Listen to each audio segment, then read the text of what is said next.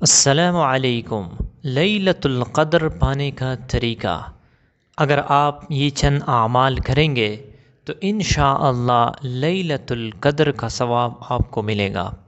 اور آپ لوگوں کو معلوم ہے کہ لیلۃ القدر خیر من الف شہر، کہ لیلۃ القدر کی جو رات ہے یہ 1000 مہینوں سے افضل ہے۔ اب خود اندازہ لگائے کہ اس رات جو بندہ عبادت کر لے وہ 1000 مہینوں کے عبادت سے یہ افضل ہے۔ تو یہ مہینہ اللہ رب العزت نے برکت والی ہے اور رحمت والی ہے۔ تو اس آخری جو 10 دن ہے اس میں ایک رات ہے جسے لیلۃ القدر کہا جاتا ہے۔ مغرب سے لے کر صبح تک فرشتوں اترتے ہیں، فرشتوں کا ہجوم ہوتا ہے، اور جو لوگ عبادت کرتے ہیں ان کی عبادت کے اوپر آمین کہتے ہیں یہ فرشتے۔ تو ہم اس لیلۃ القدر کو ہم کیسے پائیں گے؟ کیونکہ حضور صلی اللہ علیہ وسلم کا فرمان ہے کہ آپ لوگ اسے طاق راتوں میں تلاش کیا کر لے، یعنی 21ویں شب، 23ویں شب، 25ویں شب، 27ویں شب، 29ویں شب، ٹھیک ہے نا؟ تو ان راتوں میں لیلۃ القدر ہے۔ اب بعض لوگ اس طرح ہوتے ہیں کہ وہ یعنی پوری رات عبادت نہیں کر سکتے، جاگ نہیں سکتے، کہ ان کو دن کے وقت ان کے کام ہوتے ہیں، مزدوری ہوتی ہے، ڈیوٹی ہوتی ہے، تو اس کی وجہ سے وہ جاگ نہیں سکتے۔ تو میں آپ لوگوں کو یہ چند اعمال بتانے والا ہوں، اگر آپ لوگ یہ عمل کر لے تو انشاءاللہ آپ لوگوں کو لیلۃ القدر کی جو ثواب ہے آپ لوگوں کو حاصل ہوں گے، ٹھیک ہے نا؟ آپ جب انشاءاللہ یہ جو چند کام ہے جو میں ابھی آپ لوگوں کو بتانے جا رہا ہوں، اگر آپ لوگ یہ کر لے تو آپ لوگوں کو لیلۃ القدر کا ثواب ملے گا، اور آپ اس طرح ہوں گے جس طرح کہ آپ نے لیلۃ القدر کی جو رات ہے وہ آپ نے پالی ہے، ٹھیک ہے نا؟ اب سب سے پہلا کام آپ یہ کر لیں کہ جب بھی مغرب کی نماز ہو جائے آپ افطاری کر لے، تو مغرب کی نماز کے بعد آپ صلاۃ اوابین ضرور پڑھ لیا کر لے۔ 6 رکعات ہوتی ہے، ٹھیک ہے نا؟ 2 رکعت آپ جو ہے نا پڑھیں گے، صلاۃ اوابین کے آپ نیت کریں گے۔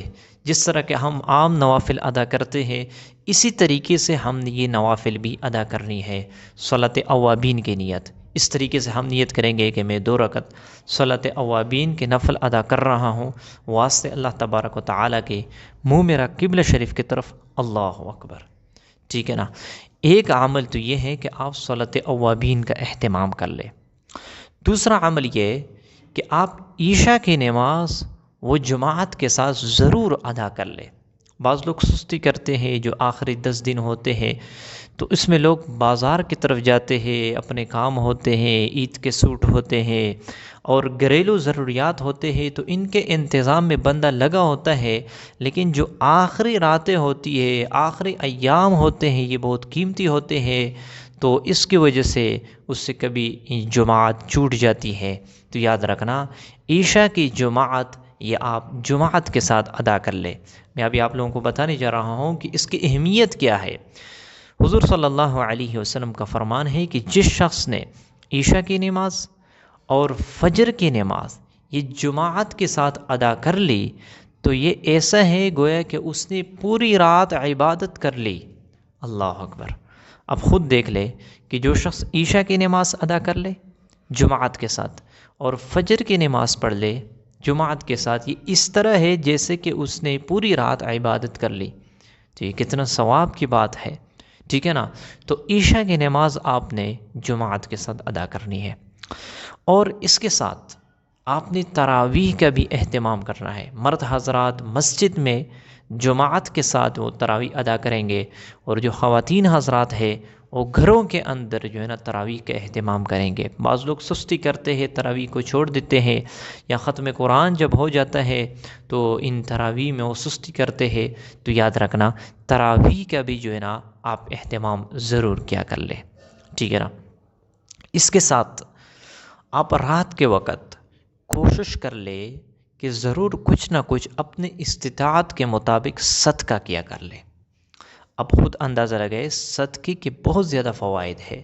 صدقے کے ذریعے سے مال میں اضافہ ہوتا ہے، صدقے کے ذریعے سے مصیبتیں دور ہو جاتی ہے، صدقے کے ذریعے سے اللہ کا غصہ ٹھنڈا ہو جاتا ہے، صدقے کے ذریعے سے اللہ کا آپ قرب حاصل کر سکتے ہو۔ تو صدقے کے بے شمار فوائد ہے، ٹھیک ہے نا۔ اور جب آپ لیلۃ القدر کی رات آپ صدقہ کریں گے تو آپ خود اندازہ لگائیں کہ آپ کے مال میں، آپ کے دولت میں کتنا اضافہ ہوگا، ٹھیک ہے نا۔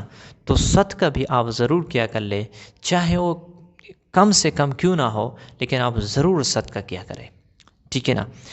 اس کے بعد آپ کوشش کر لیں کہ صلاۃ تسبیح اگر ممکن ہو تو صلاۃ تسبیح کی نماز بھی آپ ادا کر لیں، کیونکہ صلاۃ تسبیح کی اہمیت یہ ہے کہ انسان کے اگلے پچھلے کلم کلا چھپ کے سارے گناہ معاف ہو جاتے ہیں، ٹھیک ہے نا۔ یہ آپ صلی اللہ علیہ وسلم کا فرمان ہے کہ اس نماز سے اللہ رب العزت آپ کے اگلے پچھلے چاہے کلم کلا گناہ ہو، چھپ کے ہو، یہ سارے معاف ہو جاتے ہیں، ٹھیک ہے نا۔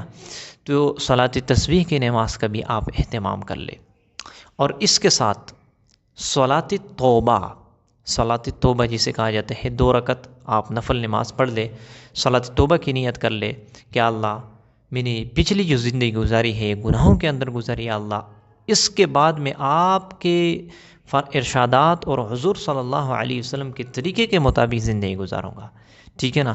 تو اللہ رب العزت صلاۃ توبہ کی برکت سے آپ کے سارے گناہوں کو معاف فرما دیتے ہیں، ٹھیک ہے نا۔ چاہے سمندر کی جاگ کے برابر کیوں نہ ہو، چاہے آپ نے دھرتی کو بھر چکے ہو، پھر بھی وہ گناہ معاف ہو جاتے ہیں۔ اور لیلۃ القدر کی رات توبہ، اللہ اکبر، اس سے اللہ کتنا خوش ہوتا ہے۔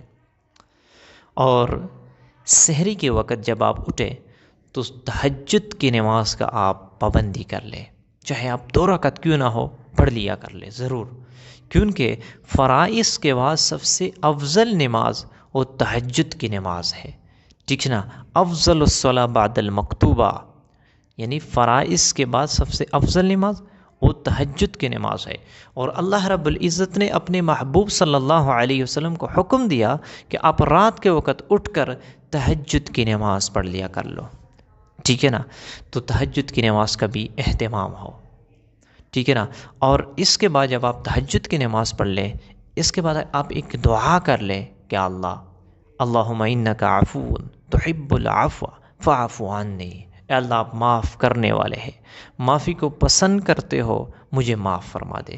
اور اس کے بعد اپنی ضروریات ہو، دنیا کے متعلق ہو، آخرت ہو، جنت ہو، جہنم سے پناہ ہو، یہ سارے دعائیں آپ مانگے، ٹھیک ہے نا۔ تو یہ چند کام ہے، جب آپ یہ کر لیں گے انشاءاللہ آپ کو تہجد کے وقت اور لیلۃ القدر کا جو ثواب ہے آپ لوگوں کو یہ ان مختصر اعمال کے ذریعے سے مل جائیں گی، ٹھیک ہے نا۔ تو انشاءاللہ میں بھی نیت کرتا ہوں، آپ لوگ بھی نیت کر لیں۔ امید کرتا ہوں آپ لوگوں کو یہ ویڈیو پسند آ چکی ہوگی۔ ملتے ہیں انشاءاللہ نیکسٹ ویڈیو میں، تب تک کے لیے اجازت چاہتا ہوں۔ السلام علیکم۔